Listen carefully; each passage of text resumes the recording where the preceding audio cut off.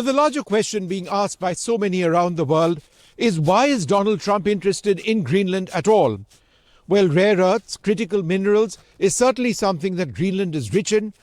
But as far as the larger point that's been raised, that the US needs Greenland to create its Golden Dome, its missile defense system, that's something which many don't buy, simply because America already has military bases here in Greenland, and there's nothing really stopping them from having more. What is the strategic significance of Greenland, therefore? Is it its geographic locality, the fact that it is in a very strategically important area? Is it critical minerals? What else? We have this story.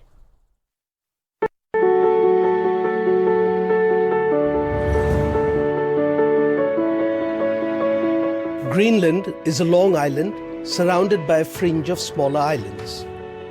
It lies between the Atlantic and the Arctic Oceans of the northeast coast of America. 100 years ago, 86% of its 2 million square kilometer area used to be under an ice cap.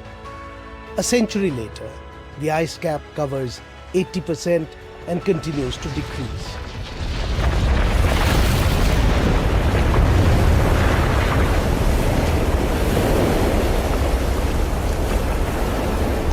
Slowly revealing what lies underneath, because therein also lies the true value of this cold, nearly barren but massive island stuck between the old world and the new.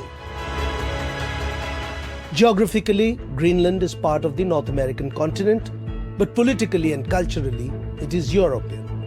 In 1721, a Danish-Norwegian started a settlement near what is now Greenland's capital, Nuuk. In 1776, Denmark established sovereignty over Greenland, and it remained a Danish colony till 1953, when it became a part of the Kingdom of Denmark. In 1979, Greenland gained home rule. In 1983, it left the then European Community. The Greenland Self-Government Act, ratified by the Danish Parliament in 2009, set out a process for Greenland to gain independence, requiring consent from Greenland's parliament and its people in a referendum, with independence terms to be negotiated with Denmark. No framework exists on the buying and selling of Greenland. The acquisition of Greenland by the United States is not a new idea. This is something that presidents dating back to the 1800s have said is advantageous for America's national security. The president has been very open and clear with all of you and with the world that he views it in the best interest of the United States to deter Russian and Chinese aggression in the Arctic region. And so that's why his team is currently talking about what a potential purchase would look like. Greenland is an area of great strategic value due to its size and position, situated as it is between North America, Europe, and Russia. Since the Second World War, Greenland has been integrated into US early warning systems. The US Thule Air Base, renamed Pitufik Space Base, halfway between New York and Moscow, is part of their missile defense shield. After the war in 1946, the United States made a takeover offer of $100 million gold dollars. This was rejected by Denmark. I believe in democracy and I believe in the international rules. Of course, I also believe that you do not change borders by force, either one way or another. It is not only the position of Denmark and the Danish kingdom, fortunately, of Europe too. So I hope that the people will also take note of the once again significant European support that we are receiving. Greenland is practically uninhabitable. Humans live along the coast, mostly to the west and south of the island. The entire population of this massive island is around 57,000, nearly all of them of Inuit ethnicity. Greenland has no industry, there is no road network, and most supplies arrive by air and sea. 90% of its exports come from fishing.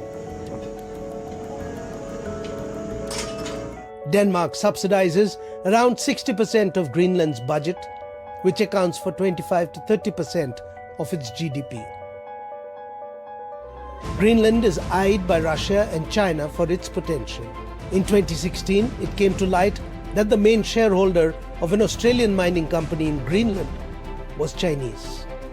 By 2020, close to 20% of Greenland's exports were to China. Melting land and sea ice is making Greenland's rich mineral and hydrocarbon deposits more accessible. Greenland has large deposits of rare earth elements. Estimates put them at 10% of the entire world's total. Copper and cryolite have been mined in Greenland since the mid-19th century. In the 20th century, zinc, lead and silver were also mined. Coal mining began in 1906. Uranium was discovered in 1956. The 1970s saw the start of offshore oil and gas exploration. Significant offshore oil and gas reserves are estimated to lie to the northeast and northwest of Greenland. No wonder then that outsiders want an insight into Greenland. It has also been an attraction for flamboyant, convicted felons. In fact, that is how it got its name. Around 1,000 years ago, Eric the Red, an Icelandic murderer who was exiled to the island, called it Greenland.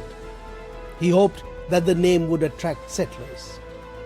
A millennium later, Greenland, as white as it has been for 2.5 million years, continues to attract not settlers, but profiteers of the world.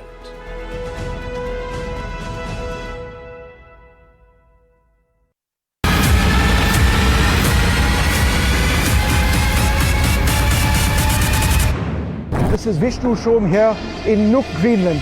We are the only Indian journalists over here reporting on a story which has made international headlines. The people we speak to in Greenland about the present situation with Donald Trump say that the situation is almost unbelievable. Even if Donald Trump has come down from his earlier position, people here do not want to be bought by the Americans. Their sovereignty, their identity, their nationality, they say, is not for sale. I decided it's important to come over here to Nuuk in Greenland to get an idea of what local experts and journalists and people in the area actually have to say. We will get you the real story. What's the situation on the ground? That's what NDTV will be reporting on.